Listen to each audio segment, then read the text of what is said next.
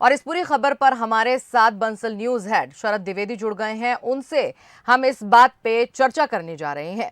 शरद जी, आपसे हम यही जानना चाहते हैं कि लगभग जो है पूरा हो चुका है ये वैक्सीनेशन का काम, अगर हम कहें तो, और मध्य प्रदेश की बात करें, छत्तीसगढ़ की बात करें तो यहाँ भी डोज जो है कंप्लीट ही हो गई है लगभग। ऐसे में जब अगर इस वेरिएंट की बात कर रहे हैं जिसे ओमिक्रॉन नाम दिया गया है, क्या ये दोनों जो ये डोज लग चुकी है, क्या हम अपने आप को सुरक्षित समझे, सुरक्षा घेरे में समझे, या ज्यादा खतरनाक इसे बताया जा रहा है? शायदा पहले तो हम ये समझें कि 2 साल हो चुके हैं कोरोना को पूरे दुनिया को अपनी चपेट में लिए हुए, लेकिन अभी भी इसके नए वेरिएंट का सामने आना, यानी वायरस का लगातार म्यूटेट करना, अपने को बनाए रखना, अपने वजूद को बनाए रखना, यानी ये बहुत ही अलग किस्म का वायरस है और ये एक चुनौती भी है हमारे वैज्ञानिकों के लिए। अभी जब हम थोड़ी राहत मना रहे थे तो फिर एक वेरिएंट, ये जिसको बोत्सवाना वेरिएंट नाम दिया गया है, B11529, ये वेरिएंट जिस तरह से दक्षिण अफ्रीका, बोत्सवाना और हांगकांग में ये सामने आया है, ये वेरिएंट डेल्टा वेरिएंट से भी ज्यादा तेजी से संक्रमण फैलाता है, जिसने अप्रैल और मई में भारत में कहर तूफान मचा दिया था और जो बहुत तेजी से फैलता था। और महत्वपूर्ण बात ये भी है कि ये भी अभी पता हमारे पास पूरी तरह से सूचना नहीं है कि ये क्या जिन्होंने वैक्सीन ले ली है उन पर कितना असर ये डालता है, क्योंकि कोई भी जब नया वायरस जो म्यूटेट करता है वो जब सामने आता है तो काफी लंबा वक्त लगता है कि उसमें किस तरह से वो मनुष्य के शरीर को नुकसान पहुंचाएगा। लेकिन इसमें जो स्पाइक प्रोटीन्स हैं वो चिंता पैदा कर रहे हैं, क्योंकि उनका म्यूटेशन बहुत गंभीर है। जी इसमें शरद जी, आपको इस वक्त मैं यहाँ पर रोकना चाहूंगी। भोपाल एम्स के जो डायरेक्टर हैं डॉक्टर नितिन नागरकर, वो हमारे साथ जुड़ गए हैं और उनसे हम आगे की जानकारी ले लेते हैं। आपसे भी जो है मजीद जो बातचीत है जारी रखेंगे हम। डॉक्टर साहब, अगर आपसे हम बात करें कि जिस तरह से मध्य प्रदेश की बात करें, छत्तीसगढ़ की बात करें और तमाम भारत देश में जो है वैक्सीनेशन का एक दौर चला और लगभग दो डोज हैं कंप्लीट करवाई है लोगों ने, ऐसे में ये जो नया वेरिएंट सामने आया है, क्या ये डोज उन पे कारगर है या फिर इसके लिए कुछ अलग से जो है डोज बनानी पड़ेगी, या भारतीय वैज्ञानिकों को ज्यादा काम करने की आवश्यकता है? क्योंकि इजराइल से एक मरीज मिला था, उसे दोनों डोज लग चुकी थी, तीसरा एक बूस्टर भी उसने लगवाया था, बावजूद इसके उसे ये वेरिएंट हो गया ओमिक्रॉन। इस पे क्या कहेंगे आप? देखिए, धन्यवाद आपने मुझे इसके चर्चा पे बुलाया।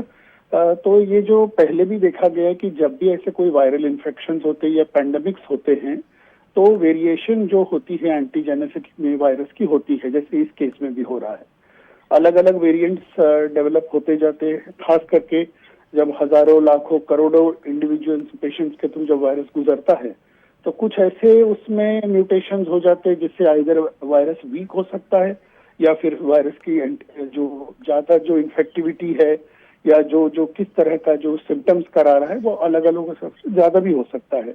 अभी तक तो जो वैक्सीन बने हैं हमने देखा है कि ये वैक्सीन सक्सेसफुल रहे हैं वेरिएंट्स के ऊपर भी, और वेरिएंट्स पहले भी आए। जैसे आज की तारीख में जो ज्यादा से ज्यादा वेरिएंट जो नजर आ रहा है वो डेल्टा वेरिएंट रहा है। अभी साउथ अफ्रीका से एक नया वेरिएंट आया है जिसमें कि म्यूटेशंस काफी ज्यादा पाए गए हैं।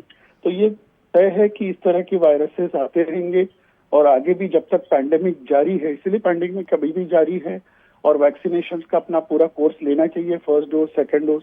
कुछ राष्ट्रों में बूस्टर डोसेस चालू हो गए, लेकिन ज्यादातर लोग अभी अपना फर्स्ट और सेकंड डोज कंप्लीट करा रहे हैं, और साथ में कोविड अप्रोप्रिएट बिहेवियर।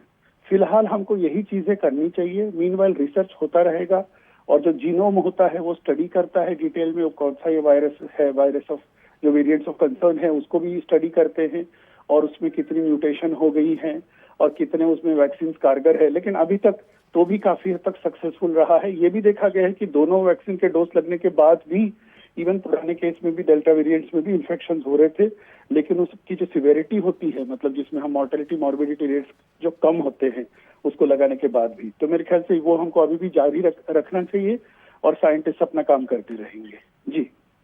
जी शरद जी, आप डॉक्टर साहब से बात करना चाहेंगे? बिल्कुल शाहिदा, मैं डॉक्टर नितिन नागरकर, नमस्कार, शरद द्विवेदी बात कर रहा हूँ। जी, सर मैं ये जानना चाहूंगा कि जैसा आपने कहा कि नए वेरिएंट आते रहेंगे, इस समय हम देख रहे हैं कि यूरोप 5वीं लहर का सामना कर रहा है। ऑस्ट्रिया में 20 दिन से सब कुछ चीजें लॉकडाउन में फिर आ गई हैं और दुनिया के अलग अलग देशों में भी कुछ इस तरह की चीजें हैं। अभी हम बहुत ही इस नए वेरिएंट को पहले आप कितना, अभी तो हमारे पास बहुत कम सूचना है, लेकिन आपके पास क्या जानकारी है? क्या ये डेल्टा वेरिएंट से भी ज्यादा चुनौती पैदा कर सकता है?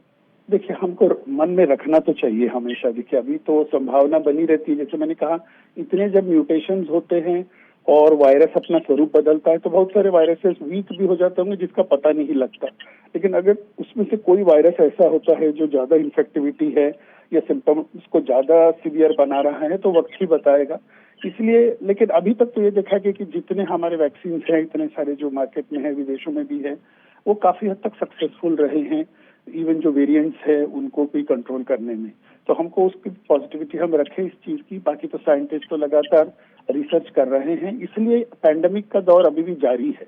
जैसे कि आपने कहा कि चाहे हमारे यहाँ की थर्ड वेव का खतरा बना हुआ है, हम लोग अभी तक यही सोच रहे हैं कि प्रिकॉशंस लगातार लेनी है, लेकिन बिल्कुल कुछ वेस्टर्न कंट्रीज में, कुछ ईस्टर्न यूरोपियन कंट्रीज में तो लगातार तीसरी, चौथी, 5वीं वेव आ रही है और उसके लिए वो लोग भी अपने हिसाब से जो जो मॉडिफिकेशन या तैयारियां रख रहे हैं। हमको भी हमेशा सतर्क रहना, इस वक्त में यही कह सकता हूँ। हमारे पास सभी सक्षम फैसिलिटीज अवेलेबल हैं, लेकिन सतर्कता इस वक्त बहुत जरूरी है। जी बस आखिरी सवाल है सर कि मध्य प्रदेश, छत्तीसगढ़ एक तरह से पूरी तरह इस समय अनलॉक है। ऐसे में जिम्मेदारी आम लोगों की भी है, सरकार की भी है, क्योंकि इसका एक ही तरीका है कि हमें प्रिकॉशंस लेने हैं। कोविड जो एप्रोप्रिएट बिहेवियर है उसको छोड़ना नहीं है। लेकिन बड़ी चिंता ये है कि पूरी तरह से इस समय हम ये शब्द में उपयोग करूं कि नहीं, अनगार्डेड पोजीशन में है सर। नहीं, हमको अपना बिल्कुल वो गार्ड ना छोड़ें। और अभी तक जो इतना जो हमको सक्सेस मिला है, चाहे वो वैक्सीनेशन के वजह से हो, हर्ड इम्यूनिटी जो डेवलप हो रही है, लेकिन अभी भी वो ये वायरस करना ले सकता है, एक रिस्क तो है, खतरा तो है, और हमको अभी भी ध्यान रखना है। जहाँ तक जरूरत है उतना ही बाहर जाए और अपना जो हाइजीन, जिसका लगातार सब समझाया गया है, मेरे ख्याल से अवेयरनेस प्रोग्राम इतने सारे हो चुके हैं, सब लोग अवेयर है, लेकिन अभी हम बिल्कुल इस भ्रांति में ना रहें और सतर्कता बिल्कुल जरूरी है। और ये इस तरह से जो टीवी प्रोग्राम्स है और मीडिया है, इसके द्वारा ये मैसेज अवेयरनेस का जो जाना चाहिए। जी धन्यवाद। बहुत बहुत धन्यवाद करता हूँ नागरकर, डॉक्टर नागरकर। डॉक्टर साहब ने हमें बहुत बेहतर तरीके से शायद समझाने की कोशिश की है कि सुरक्षा के लिए prevention is better than cure, वही तरीका है। और सरकारों को भी बिल्कुल पीछे नहीं हटना चाहिए और वो अपनी जिम्मेदारी निभा ही रही हैं। लेकिन इस समय जिस तरह से हमने चाइना मॉडल को देखा है कोरोना से लड़ने में, कि अगर 3 लोग भी संक्रमित होते हैं तो 500 फ्लाइट्स रद्द कर दी जाती हैं, लॉकडाउन कर दिया जाता है, प्रभावित लोगों को अलग रखा जाता है। तो हमें एक प्रोफेशनल लड़ाई के लिए, लंबी लड़ाई के लिए तैयार रहना है, क्योंकि ये लहर और ये वेव्स और ये जो कोरोना के नए वेरिएंट हैं, मुझे लगता है ये अभी 2-3 साल तक हमारे लिए एक बड़ी चुनौती बनते रहेंगी और हमें सावधान रहना होगा। बिल्कुल शरद जी, आपका बहुत बहुत शुक्रिया। डॉक्टर साहब, आपका भी शुक्रिया हमें वक्त देने के लिए। तो दुनिया के कुछ देशों में कोरोना वायरस का ये नया वेरिएंट सामने आ गया है।